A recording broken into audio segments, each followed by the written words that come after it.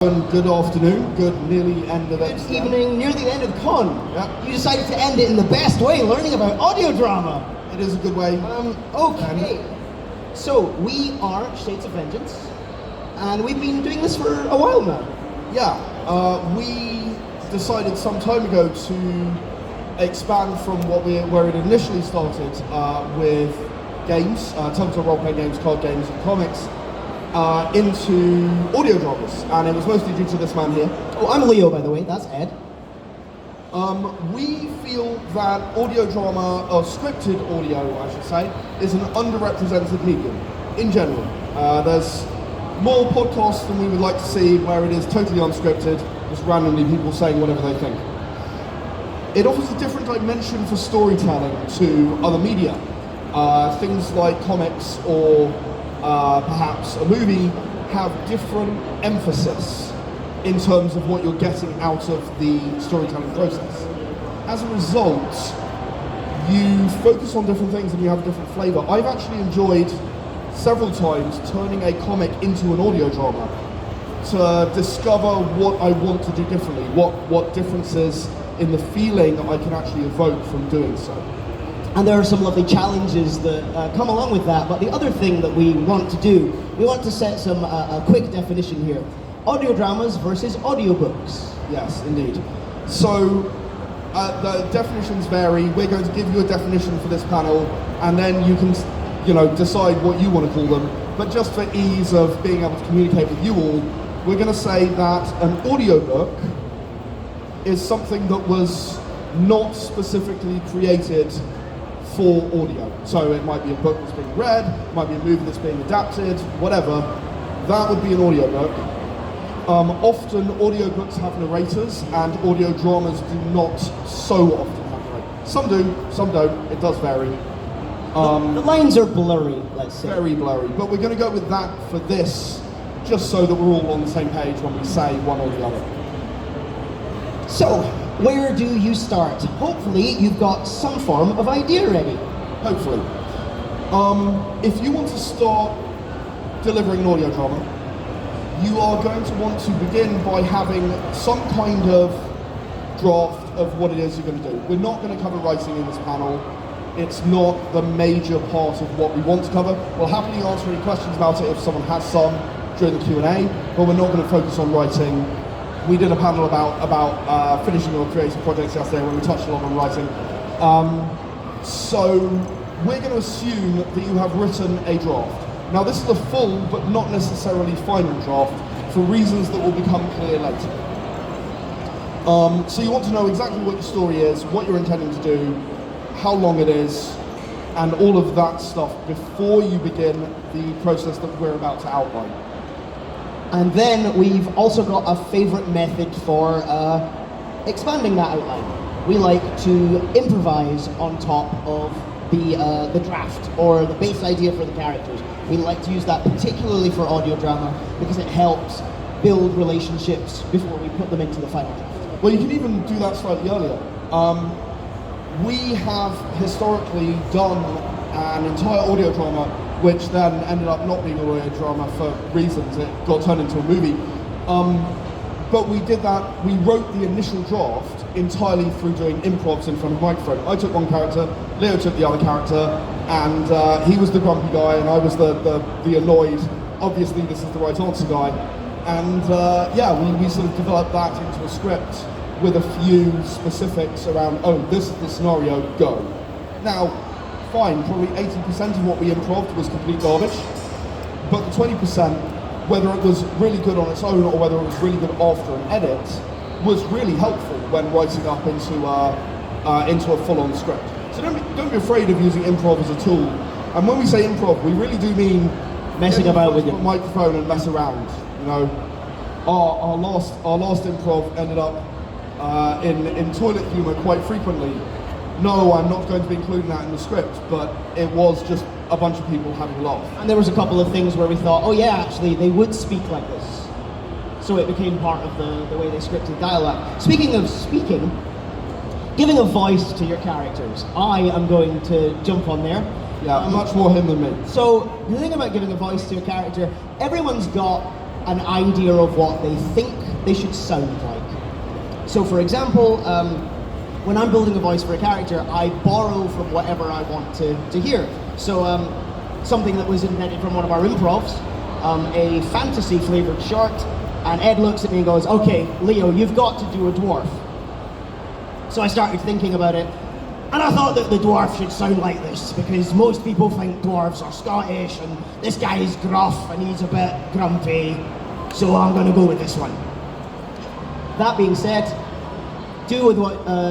work with what you want to use, and even a bad impression will be the roots of a character. I'm sure everyone kind of heard that and thought, oh yeah, insert thing here, Warcraft, Tolkien, whatever. So, I'm not really big on accents, and Leo is very talented in that direction. The thing to remember is that your speaking voice is unique. You will deliver something that no one else can deliver just by using your natural voice. And there are other things that you can do to help to differentiate characters, or indeed differentiate moods among characters.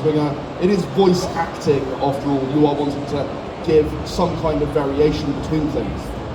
So you can tighten up your language slightly and make sure that every single word has a more pointed aspect to it.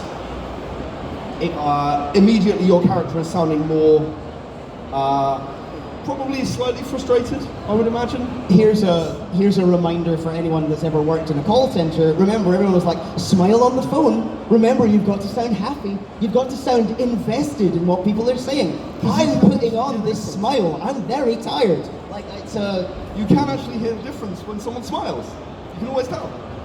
So the point is that being able to deliver a voice, or indeed to voice act, does not necessarily mean that you have to be able to do every accent under the sun. That's kind of the important point there.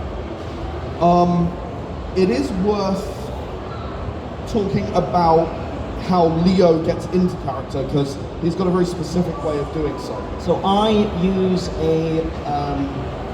system is the wrong word. I like to use a thing called a trigger line.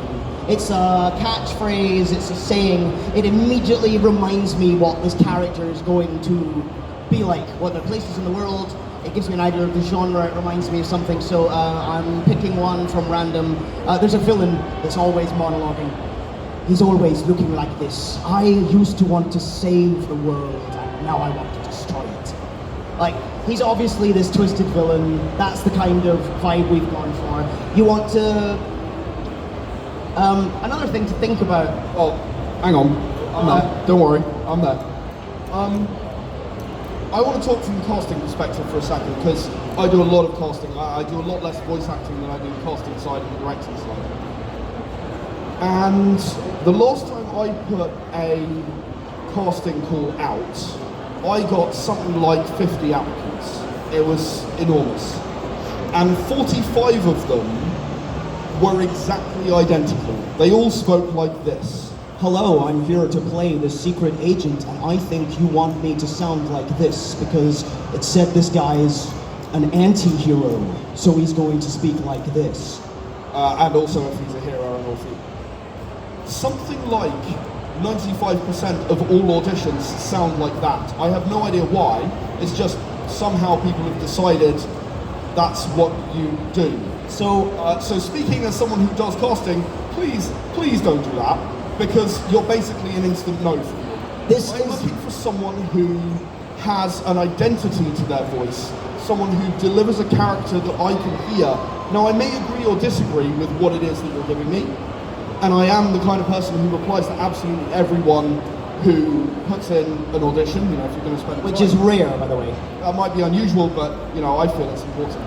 But I don't really want to listen to large numbers of identical auditions. I want to hear, okay, you hear it like this. Okay, I may agree or I may disagree, but I'm far more likely to say yes if it's not identical to everyone else. Think about that. Think about using your uniqueness if you want to be a voice actor, because, yeah, I'm just going to be an instant no if I'm hearing that. Don't try and think, oh, I bet they want to hear this. Look at what the character or the edition is saying and kind of go, oh, that sounds interesting. I'm going to play with this side of that. You want to bring something different, so make it fun for yourself. Spend 10 minutes thinking about what you would make the character sound like. The fact is that I have hired people for voice work who did not give me exactly what I wanted in their audition, but I could hear they could do it, right? So don't assume that you have to give a perfect audition reading it exactly the way I hear it in my head. With that said, we would like to move on to some voice acting basics. Okay, we're gonna... I don't know how many of you are voice actors? Any voice actors in the room? A couple, yeah. Yeah, we got a few. Right. So voice acting basics. Hopefully the voice actors in the room already know this, but anyone who isn't, or indeed maybe you just need to brush up on your skills. Let's see how we do. I'm going to keep this very simple, but it's still good to try over the basics, as we've talked about. So, first thing you want to think about, vocal cords are muscles, so you should warm them up. Small addendum to that, it's a full body affair, so you have to kind of keep things moving, roll your shoulders, stretch out your jaw. The other thing you need to learn is you're going to make yourself silly, because you're trying to get everything ready to go. You might be working with different pitches, different, you might even be changing emotions fairly frequently. So stretch out the vowels. You've got to really enunciate. You've got to flick things around in your mouth. And then you've got to stay hydrated. Yeah, hydrate.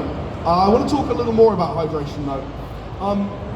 When you are talking, you release moisture, right? You are going to dehydrate yourself. However, a lot of people, when they hydrate during doing a thing, get very, very clicky. Problematic. There are a few ways around this. My recommended technique is hydrate a lot before you start, and then eat a green apple. Usually a Granny Smith is pretty good. It blocks your salivary glands so you aren't secreting. Swallow properly, you're probably good. I'm going to elaborate a little wonders. bit. I'm going to elaborate a little bit on swallowing properly. When we say swallowing properly, we mean finish the sentence, take a breath, and swallow away from the microphone. Because if I start talking and then I remember, oh, I need to swallow, you might have heard that. Hopefully you didn't. It's a very horrible noise to hear in post-production. It's like a boom noise. Yeah, speaking as someone who's had to do the editing for this man here, also breaths apply. It is good practice to make sure that you are not breathing too close to the beginning or end of a sentence. So you want to finish your sentence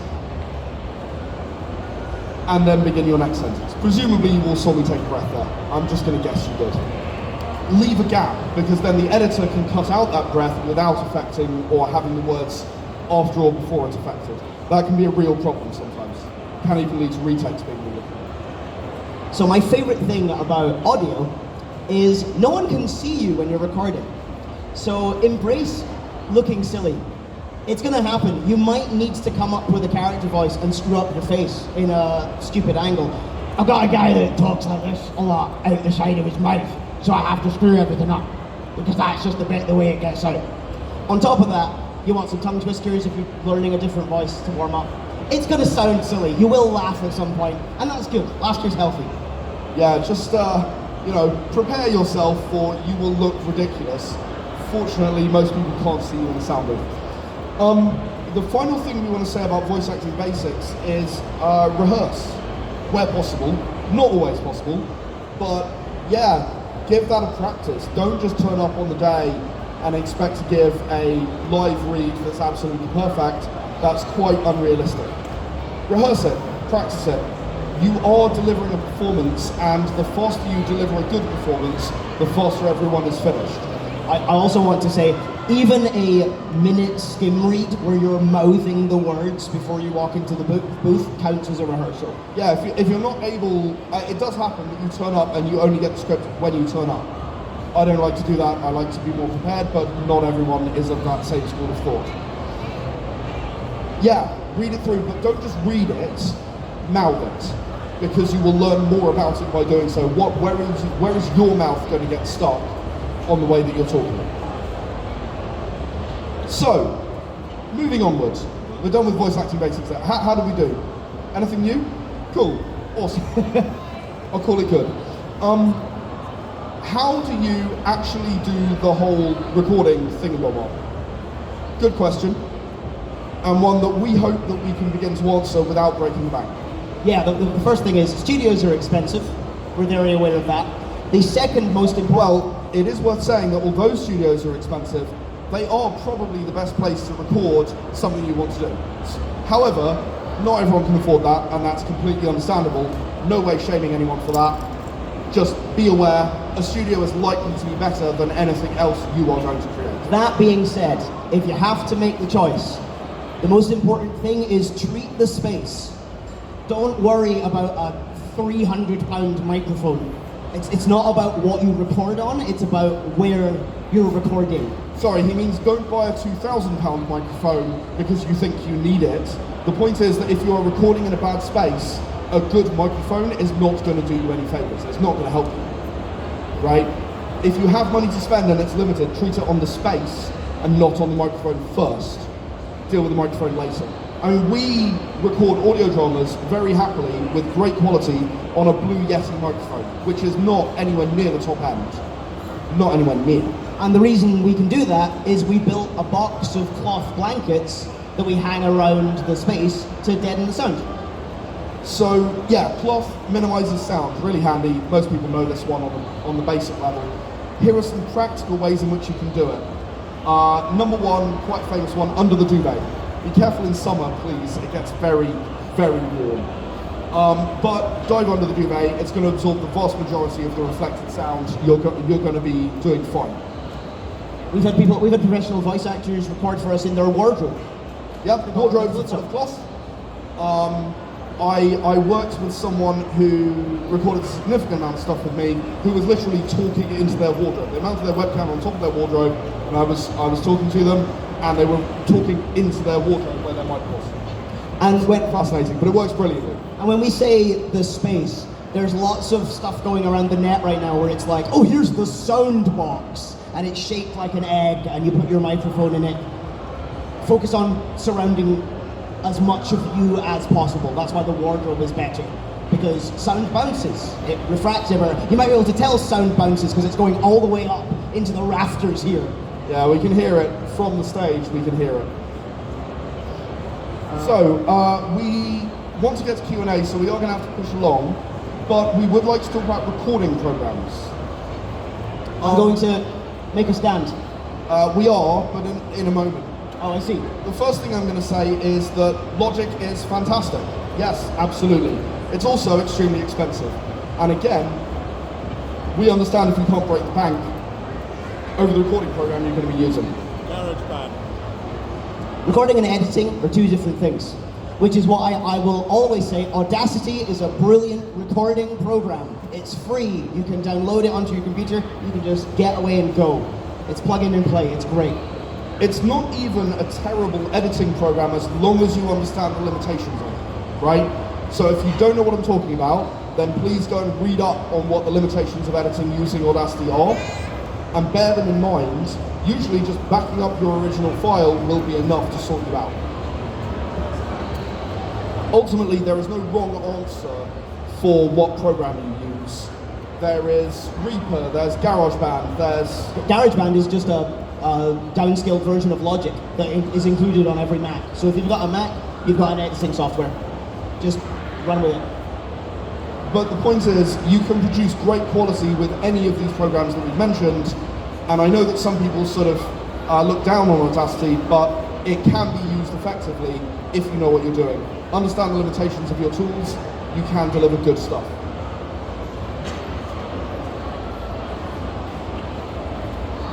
Okay, Leo wants us to move on to writing and directing, so that's fine.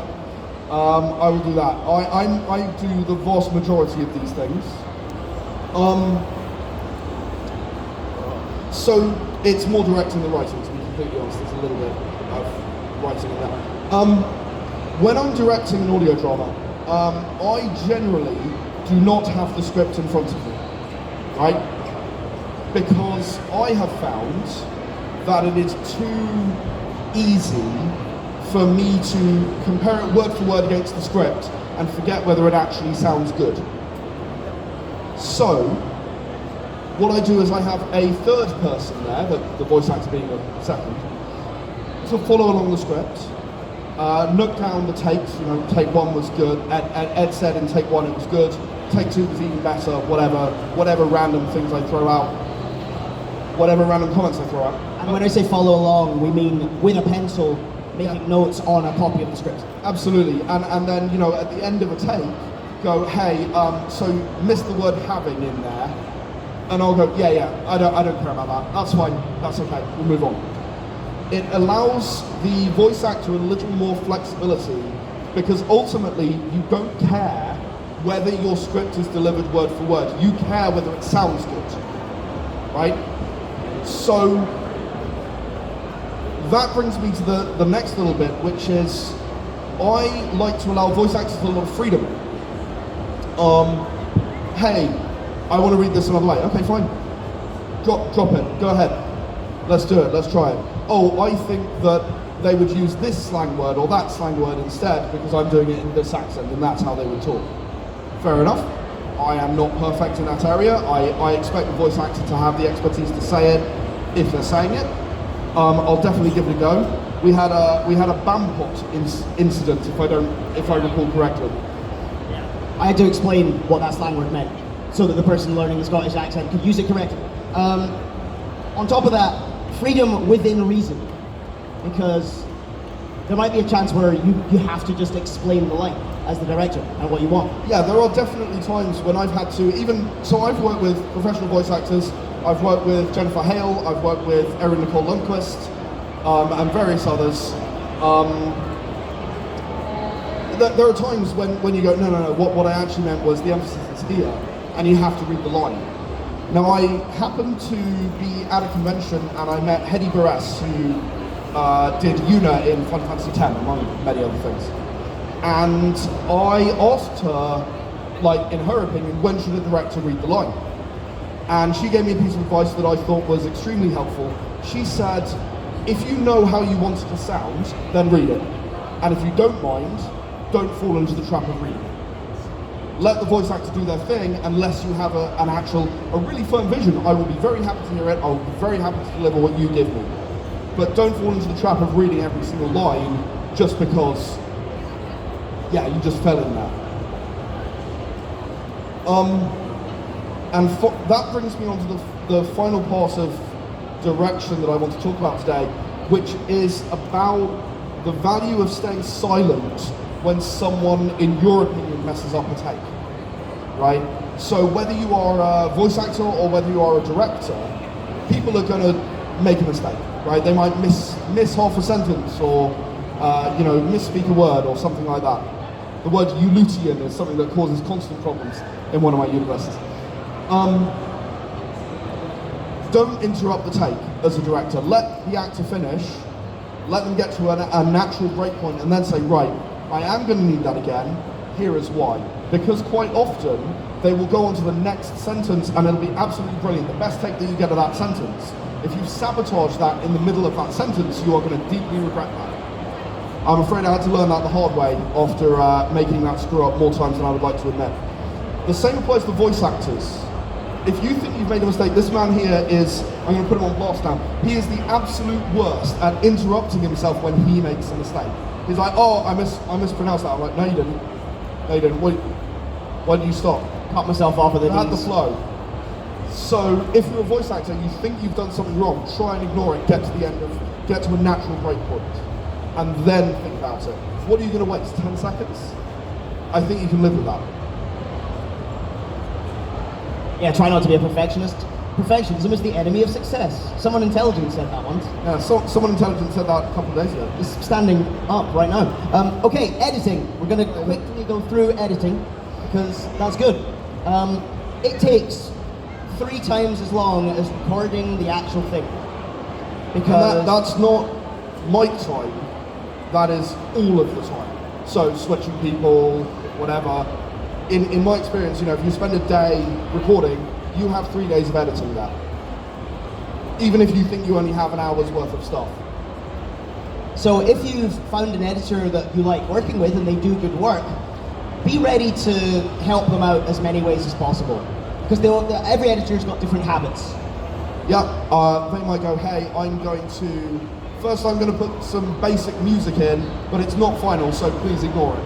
Okay, fine. So as a director, you ignore it. You just go, fine, you're doing it, it's your process. I'm going to just completely ignore that. I'm going to comment on the pacing of the dialogue. Cool, fine, that's fine by me. Sometimes they go, hey, can I have every scene broken up with all the files as separate, all the files as separate individual WAV files? Fine, okay, cool. Go the extra mile, you will not regret that.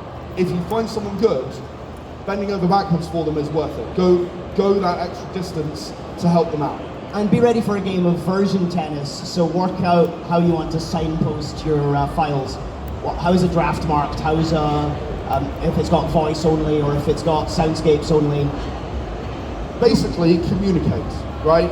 If, for example, when they're sending this basic music, you're commenting on the music, you know, I don't think this fits the scene very well or whatever, they might just not want to hear it. You might be wasting your time. Communicate with them about what they think they would like you to comment on, and be very clear between the two of you before you sit down and spend time listening to it and go, right, well, I don't like this, I don't like this, I don't like this, change that. Know what it is that they're expecting to hear. I'm going to put myself on blast again now, speaking as a soundscaper.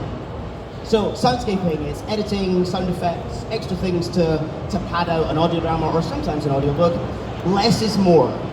If you know that you've got someone walking somewhere, obviously you want the footsteps in there. You don't need a full 45 seconds of walking up the stairs to the big mansion for the final scene with the vampire, Unless, of course, there's actually a really good reason to do that to build suspense from a writing perspective. You're really talking just from an editing perspective.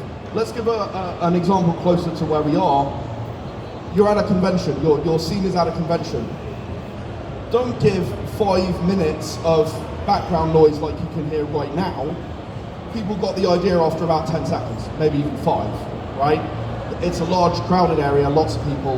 That's all they're ever going to get from that. Don't over soundscape, because you're not going to actually deliver your message. You're going to get people bored with what it is you're doing. But from soundscaping to sound effects.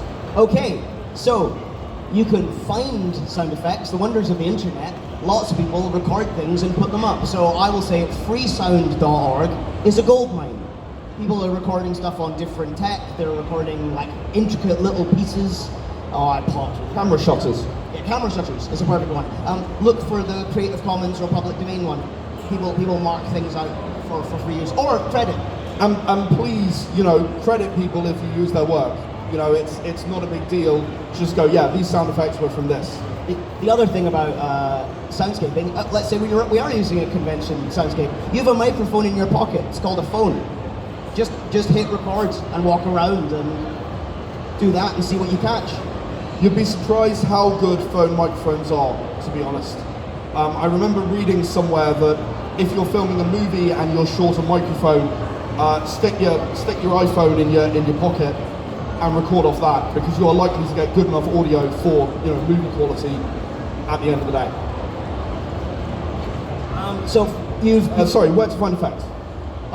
freesound.org is good. Dig.cc Mixture is good for music, royalty-free music.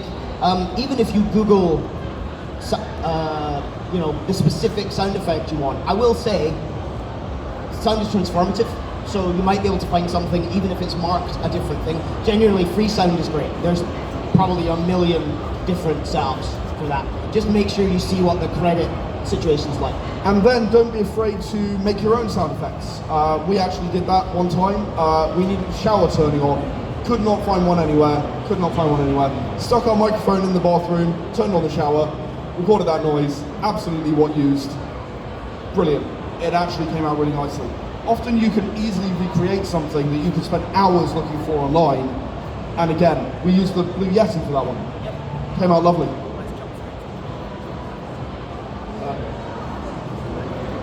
Okay. Last thing we want to talk about before we go to Q&A is get feedback. I spoke about this a lot in our last panel. understanding what people do or do not understand from what it is that you're delivering is absolutely vital. Whether you're a voice actor, whether you are an editor, whether you are a director, show it to other people and say, hey, are you happy? Do you understand what I'm going for here? What message do you get from this scene? Is that what you wanted, or do you need to change something? And if you've been working on it for a while, you will need fresh ears because you'll get a cabin fever. Speaking from experience. So with that, hopefully that was helpful. We're ready to go to Q&A now. So we are going to be giving out a copy of our book, The Writer's Journey, which covers some writing stuff with each Q&A. Leo's got it, don't worry. Thank you very much, sir. So, any questions? Hands up. Anyone? Okay. Hello. Oh, okay. This Hi. is a writing question. Yep. When it comes to writing audio dramas, is there any particular differences that you need to do because you don't have the visuals? So, how would you? I mean, is there any particular tips that you have when it comes to that? Absolutely. I know this sounds dumb. Close your eyes. Right? Imagine you're in that space, or if humanly possible, be in the space. You're at a train station. What can you actually hear? Right? Or find something that's an allegory for space. I write sci-fi. I run a lot of sci-fi. I am never going to be in a spaceport, unfortunately. I think that's very unlikely to happen in my lifetime. Not with that attitude. All right. Yeah, I'll just retrain as a scientist or something. So find something that's an allegory for what you want if you can't find the actual thing. Be there, close your eyes, listen. Right? What can you hear that makes it that and not something else? Why is this not a football match?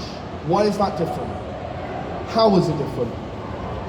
Once you start thinking about that, you can start bringing together the sounds that you need to make it feel right. Because ultimately, you need it to feel right. And then, as I was saying a moment ago, show it to someone else and go, or let someone else hear it to be more accurate. Let someone else hear it and go, do you think this sounds like, or what do you think this sounds like? It's an even better question. So you don't close out, you leave the question open. Thank you for the panel. This is also kind of a writing question. So I wrote a audio drama, a horror one back in the day for a competition.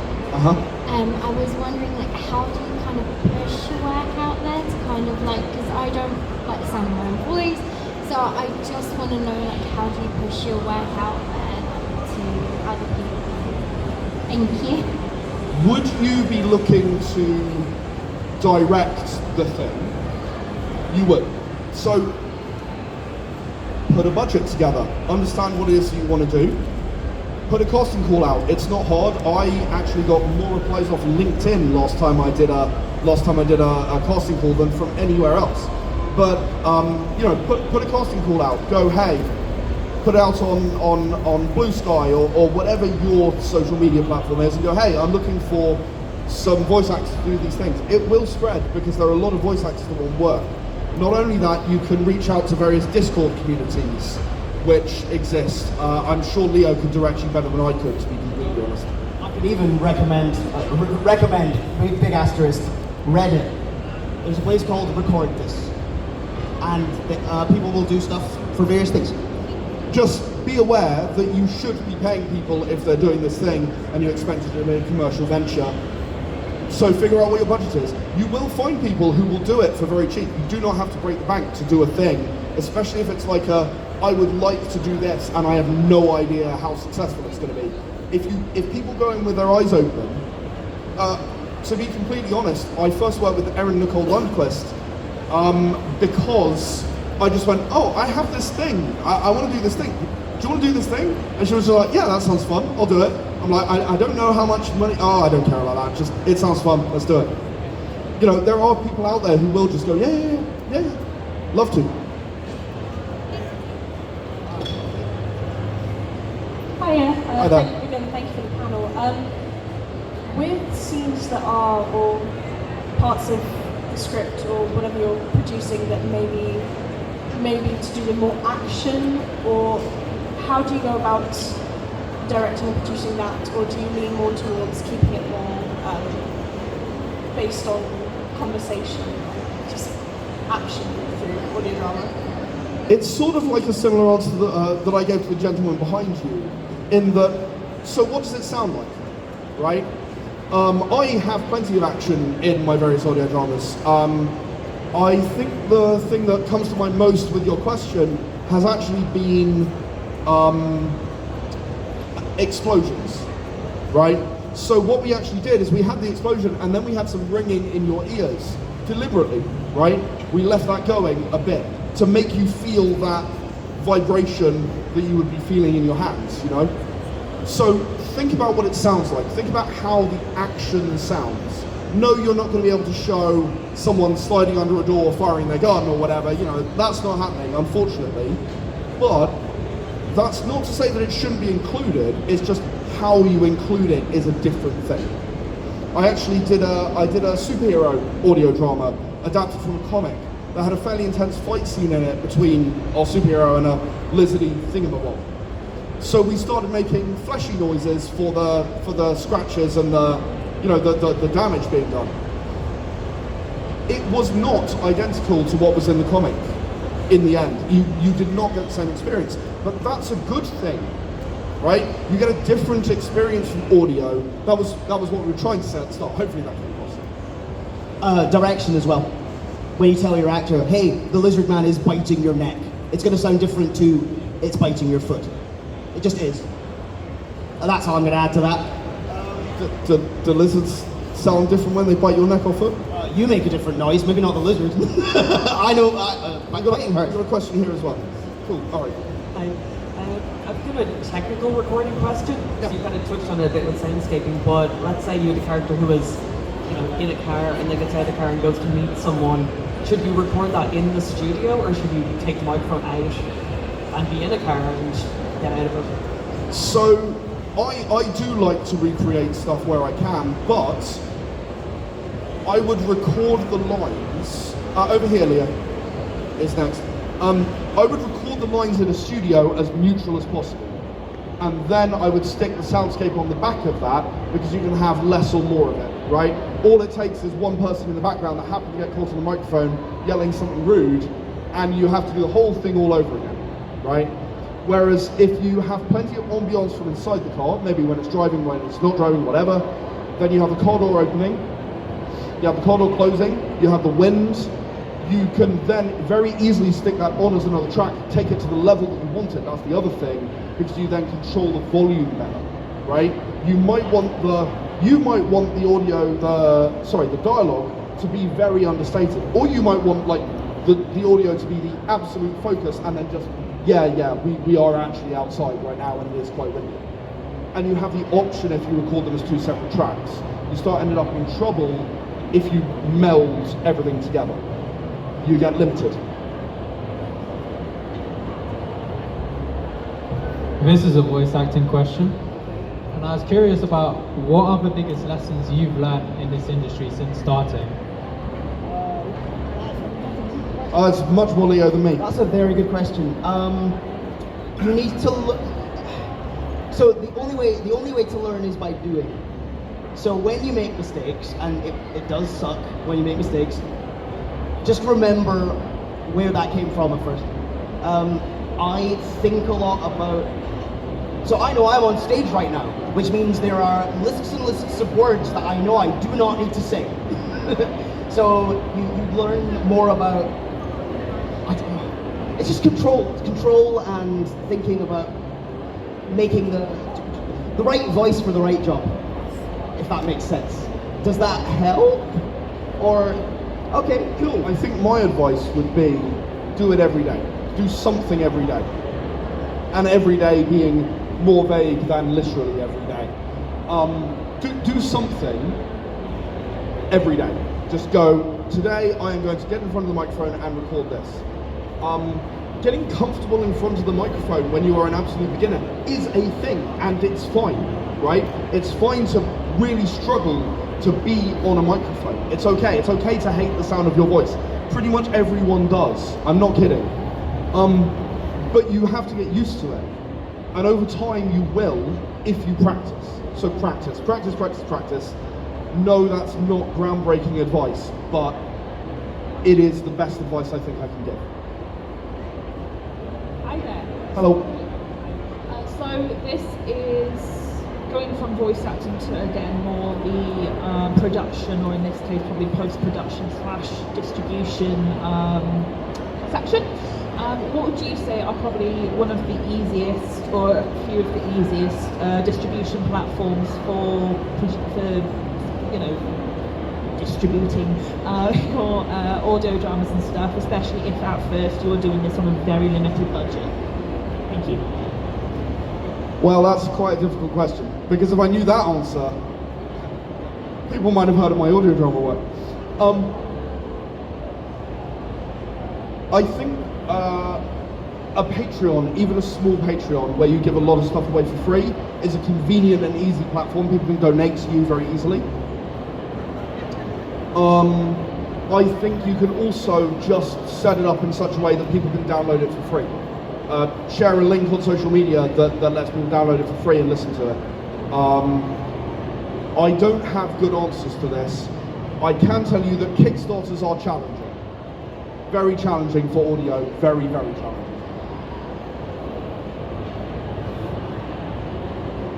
Hello. Hi. If someone wanted to be a voice actor, but they don't have any experience, any training, any money for like recording equipment or anything, how would they get started, and like what places are good to look for projects that need people on? I can help with that. So, again, record this on Reddit. In terms of technique, read books. Like, I don't mean read books about voice acting, I mean read books out loud. Get used to get used to how that sounds. Record yourself on your phone. Start to get used to the sound of your own voice, because it really, when you first hear your own voice, it sounds awful. But you need to get used to that as you record things out. Yeah, don't go for classes. They're really expensive. At starting out, it's really not worth it until you figure out what you want to do. But Discord and Reddit are a good place to start, because there's loads of people in the same boat wanting to learn stuff. Let's try and help each other. It's a tough world, huh? So just get started and practice. Record yourself on your phone and apply for every single job. Every job you can find, literally any voice acting job you can find, apply for it. Be honest. You know, if they were to reach out to you and say, yeah, I like it. You know, yeah, let's talk about it. Say, look, I don't have facilities. A lot of people, myself included, can offer facilities in certain situations. Sorry, still fighting a cold. So, do stuff. Like I was saying to this gentleman over here, practice, right? Apply. If you get rejected a million times, you are still learning every time you do it, right? You may get feedback, you may get no feedback. Unfortunately, some people don't do that. Ask for feedback. They might say no, they might do nothing. Ask for feedback. Apply for everything. Record as near professionally as you can with the equipment you have. And accept that that's your limitation for now. And that's okay, right? Just be honest about it, communicate it if someone asks to follow up. That's the best advice I've got for you. We got one more? We've got time for one more question. Does anyone have a question? No, last question. Okay. Okay, this is just a bit self-indulgent, but what is your favourite thing that you guys have worked on, either individually or together? I don't know. Excellent. Okay, we get to plug this now. We did a sci-fi audio drama called The Titans Rise. It's his first proper voice acting thing, and he smashed it. It's really good. Okay, well, he said that. That could be his favourite. My favourite is, I did an audiobook recently called Hell on Earth. Brain is not working. I wrote the damn thing and I can't remember. I did an audiobook recently called Hell on Earth. It was a reading with a wonderful voice actor called Dee Casselian of a book that I'd previously written, and she just nailed it every single time. It was absolutely brilliant. That said, I cannot finish answering that question without saying that in our audio drama Radio Free Tyrannus, I got to work with Jennifer Hale, who was absolutely brilliant, nailed everything that I had in mind straight away, no problem, to the degree that we had a limited length of time and I had time left, so I wrote something else and had her do that on site because I had the time. So that was great fun. All right, that's all we have time for, I'm afraid. But we are still around, so if you've got any more questions, we're going to be in that corner over there. Thank you very much for listening. I hope you have a great convention, even though I think there's only like 10 minutes left. Thank you very much, everybody. Oh, and we do have a couple of our audio dramas with us if anyone's interested in having some. Yep, on a handy dandy memory stick. Thank you very much. Thank you, everyone.